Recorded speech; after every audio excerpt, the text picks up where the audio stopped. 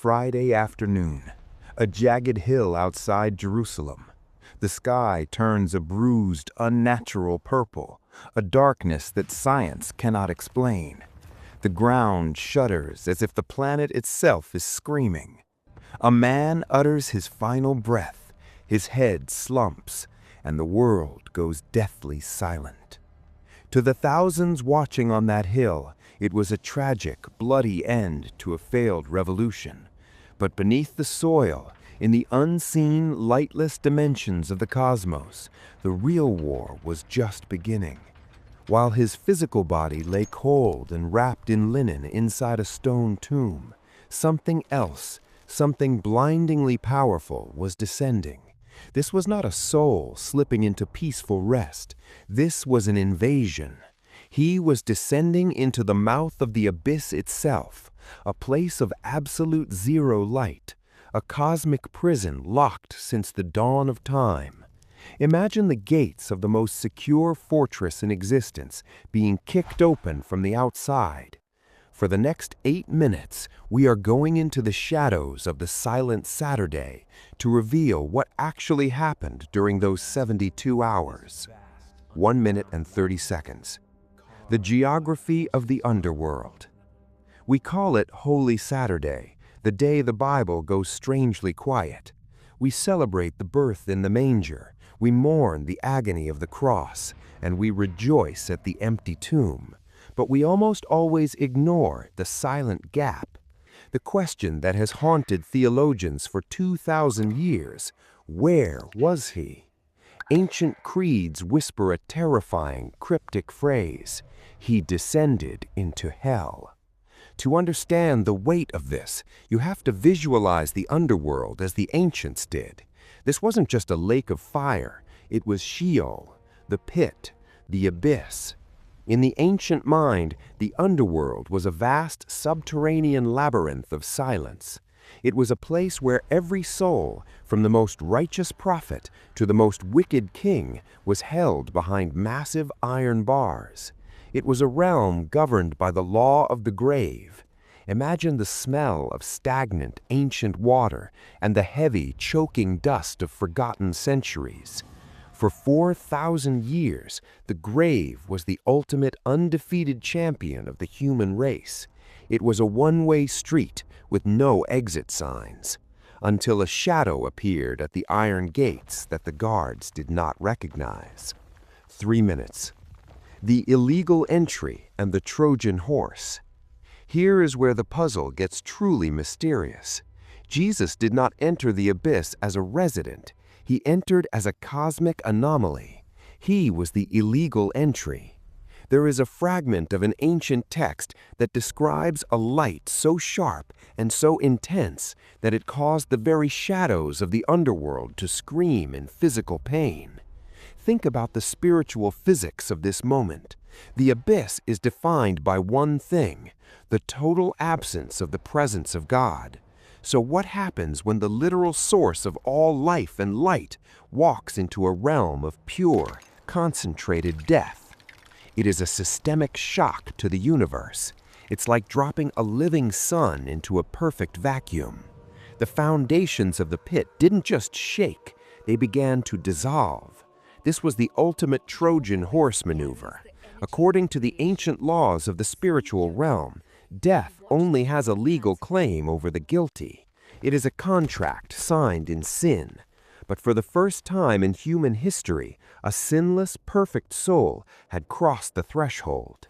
By dying, Jesus brought the virus of life into the very hard drive of destruction. He didn't just walk into a prison, he overloaded the entire operating system of the afterlife.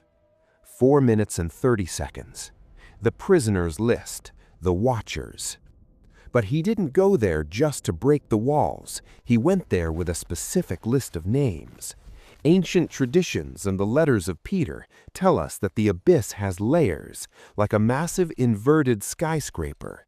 Deep in the lowest, darkest basement, a place the Greeks called Tartarus, were the spirits in prison. These were beings so ancient and so dangerous, they existed before the flood of Noah. We are talking about the Nephilim, the fallen watchers, entities that had been chained in gloomy darkness for millennia because they tried to corrupt the human bloodline. Why would the King of Heaven want to speak to them? What possible message could be delivered to the unredeemable? Many believe he was there to preach a second chance, but the original Greek word used is keriso, which means to proclaim as a herald. He wasn't there to debate. He wasn't there to offer a deal.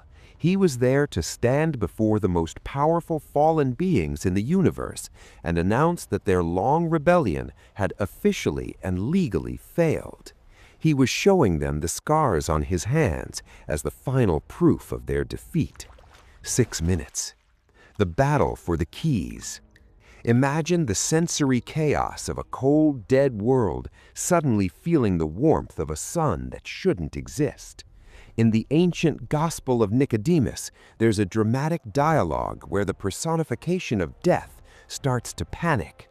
Death screams at the demons to lock the bronze gates and pile up the iron bars.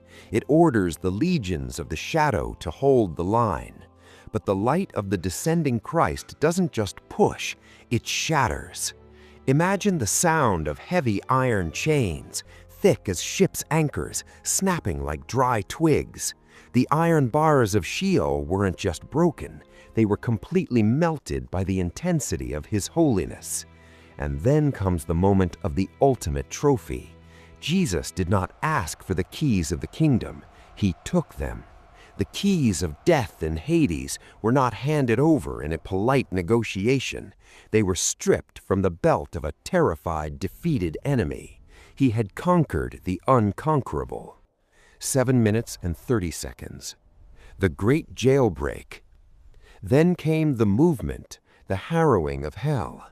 He moved to the section called the bosom of Abraham, the holding cell where the ancient prophets and the faithful were waiting. Imagine Adam and Eve, Noah and King David. For thousands of years, they had lived in a gray room of shadows, waiting for a promise they died without seeing.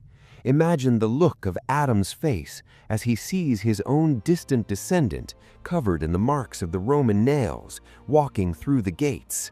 This was the ultimate jailbreak, a parade of souls, a multitude of captives, being led out of the dark by a man who was technically dead, yet more alive than anyone in history.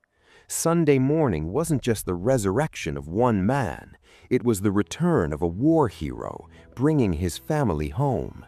The tomb didn't just open to let him out, it opened because the abyss couldn't hold the weight of his victory. 8 minutes and 30 seconds. The conclusion, the hallway. The abyss is still there, but its sting is gone. Its power was proven to be a temporary lie. The next time you look at a cross, don't just see a quiet, suffering sacrifice. See a soldier who went into the darkest, deepest hole in the entire universe. See a king who fought the ultimate shadow on its own ground and won. He came back with the keys. He came back with the authority. The grave isn't a dead end anymore. For those who follow the light, it is nothing more than a hallway to a world where the sun